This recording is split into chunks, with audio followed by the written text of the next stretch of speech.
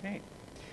Hello, everyone. I'd like to thank Ken for the invitation to speak today.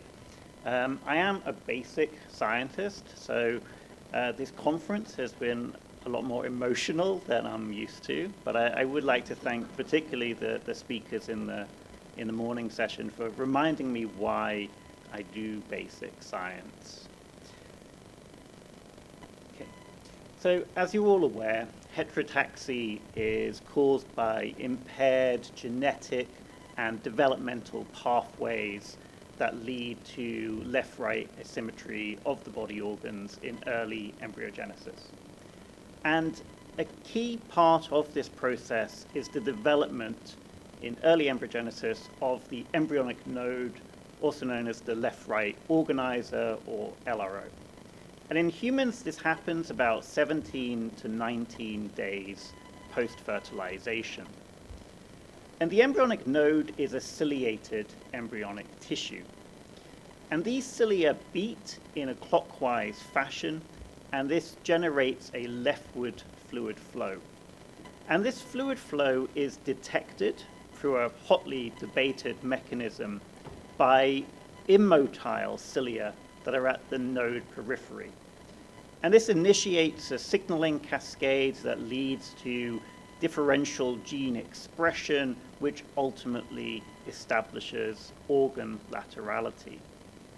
Now, to understand nodal cilia, how they function in health and disease, and why they rotate, what we would ideally like is structural information, either at the molecular or even the atomic level.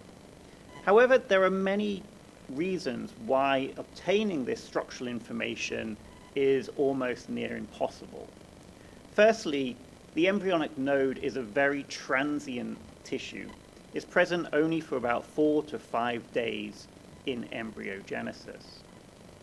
Secondly, it's also very small. There's only about 200 to 300 cells. Each cell only has a single cilium, and if my maths is right, this means there's only about 200 to 300 cilia per node. And so there really aren't that many to study. And also, as I've already mentioned, the embryonic node has different types of cilia. So at the periphery, there is the immotile cilia, but within the embryonic node, there's also some evidence that there are different types of motile cilia. And finally, there's no really well-established cell culture-based system for studying the embryonic node or nodal cilia, which means that most studies require access to embryos. Despite these challenges, we do actually have some structural information in the form of thin section transmission electron microscopy, or TEM, which we've already covered a lot in this conference. But I just want to remind you of how you create these kind of images. What you need to do is extract the embryonic node, and then you need to fix it with chemicals like glutaraldehyde or formaldehyde, and then you stain it with heavy metals like uranyl acetate, then you dehydrate it, and then you embed it in a resin, and then you finally slice the resin into thin slices, which you put under the electron microscope. And so it's not surprising with all these manipulations that you ultimately end up with very low resolution images that suffer from a lot of artifacts. And as Adam mentioned, it's very difficult to actually do this. But we do have some thin section TEM images from nodal cilia. And what they show is this ring of 9 doublet microtubules, sometimes surrounding nothing, and sometimes surrounding this amorphous electron-dense material in the middle. And this ring of 9 doublet microtubules is a common feature, kind of universal to all types of cilia. And we have good TEM data from respiratory cilia, which shows a very similar organization of doublet microtubules, except that this time these doublet microtubules encircle a well-defined central pair of singlet microtubules, which is known as the central apparatus. And studying respiratory cilia is a lot less challenging than studying nodal cilia. They're a lot more abundant, and they persist throughout your lifespan, and they can also regenerate after injury. And if you do some back of the envelope calculations, there's about 0.2 meters squared of respiratory ciliated epithelium in the adult body. And these samples are very easy to access and to obtain for research. You can obtain them from a nasal scrape, for example, or a biopsy, or a donation of a trachea. And there are good systems for studying these in cell culture. For example, there are organoids where you can take nasal scrapes and you can grow something that resembles respiratory epithelium that becomes ciliated. And there are good methods for isolating, imaging, and analyzing the respiratory cilia.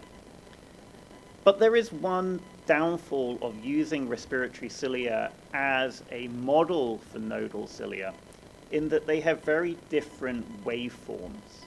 So nodal cilia will rotate in this clockwise fashion, whereas respiratory cilia have more of a planar waveform that can be described maybe as a breaststroke. There's a large effective stroke which pushes the mucus, and then a kind of shallower, gentler stroke to recover the initial position without disturbing the mucus. But putting aside this difference in motility, can we learn something about nodal cilia structure from studying respiratory cilia? So as I mentioned, respiratory cilia are easier to work with, and so we have good TEM images. And these show this canonical 9+2 organization of the ultrastructure, which is also known as the axoneme.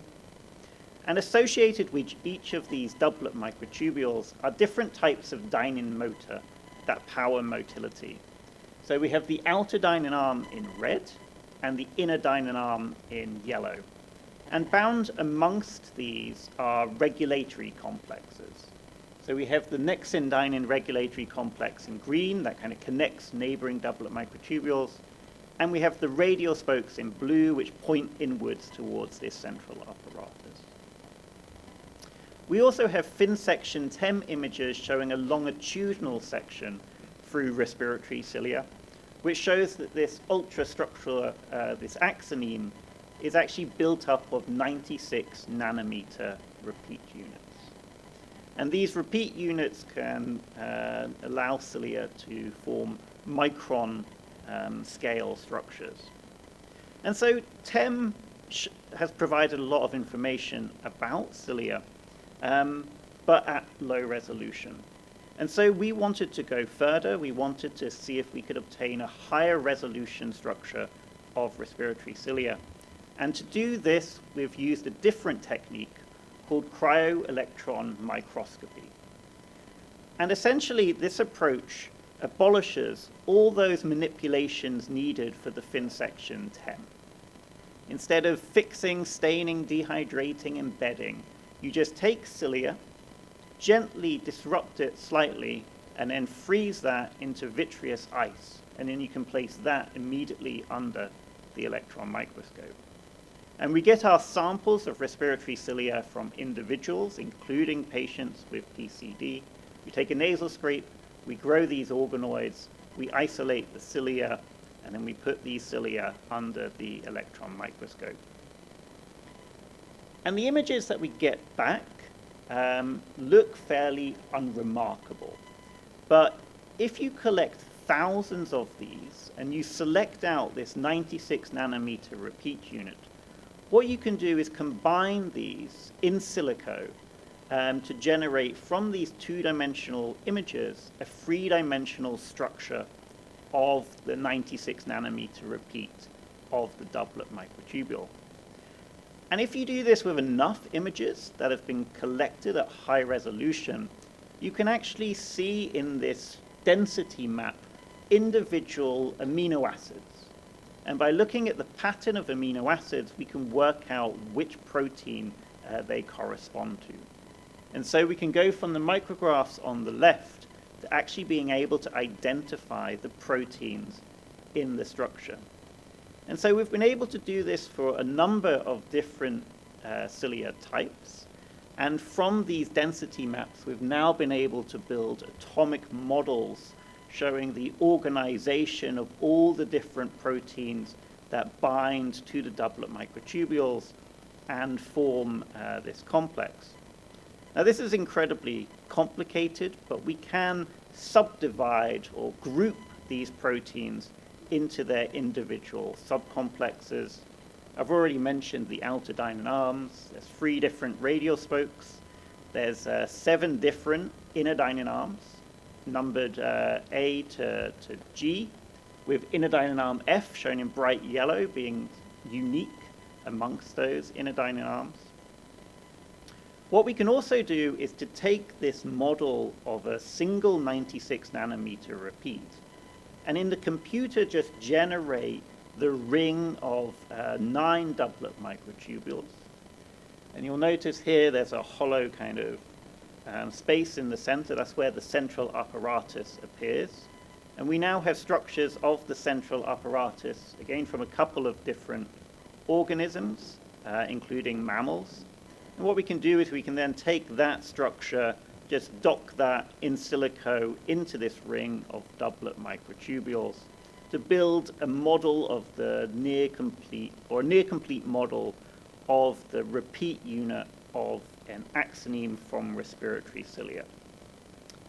And what this structure shows us is that there's about 171 different proteins that form this structure in humans, in human respiratory cilia.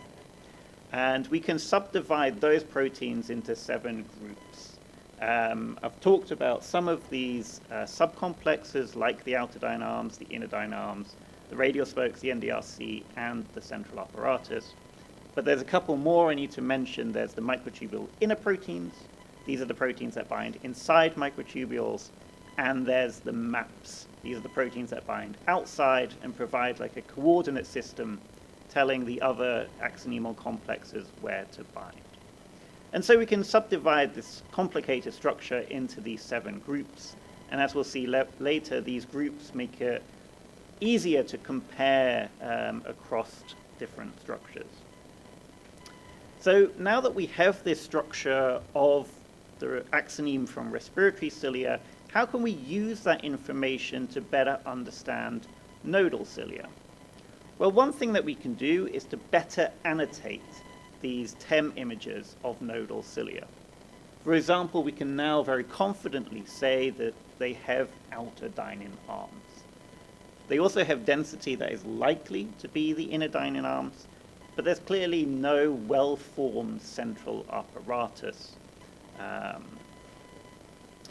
So we can annotate the TEM images, but we can also annotate single-cell RNA sequencing data.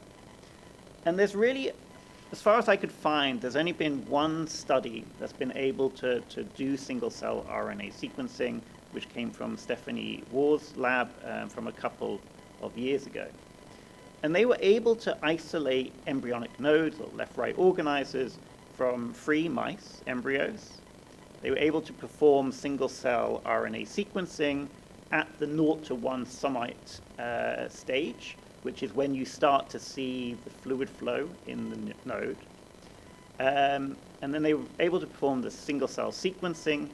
They obtain about 22,000 cells, and by looking at the gene expression within these cells, they can generate 16 clusters using unsupervised clustering.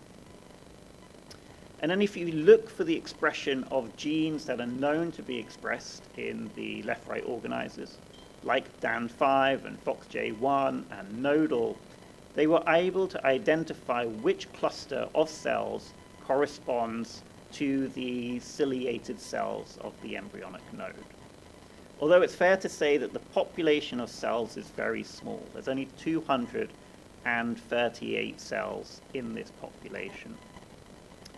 And then they look to see which genes are specifically enriched in this population of LRO cells. And they found 196 that were both specific, enriched, and fulfilled very strict criteria. And then they used crude gene ontology analysis to look for what pathways these genes might be involved in. And not surprisingly, among the very top hits are genes involved in axoneme assembly or cilium movement. But now that we have this structural information and a better understanding of which proteins actually make the axoneme, we can do a more fine-grained analysis. What we can do is take this set of 196 genes, and we can find out that about 82 of them encode known components of the axoneme. And we actually find proteins or genes associated with every single one of the axoneme subcomplexes. The MIPs, the MAPs, the ODAs, the outerdyne arms, the innerdyne arms, and, interestingly, the central apparatus. Now, this was just examining 196 genes that the authors said were enriched and fulfilled these strict criteria. But if we now look at all the genes expressed in this cluster, we can find a total of 2,250 genes, and of those, 127 correspond to axonemal proteins, so about 2/3 or maybe 3/4 of the expected number that you would expect to see in an axoneme.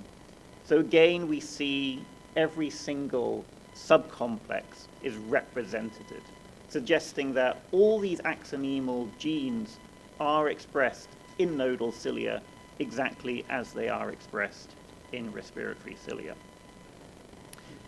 What we don't know is whether the genes that we're not seeing expressed are really not expressed, or whether they're just not detected in the single-cell RNA sequencing because of the very small cell population.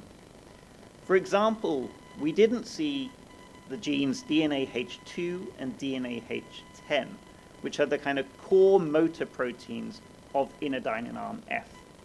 So this momentarily excited me because innerdyne arm F is a critical motor in the axoneme.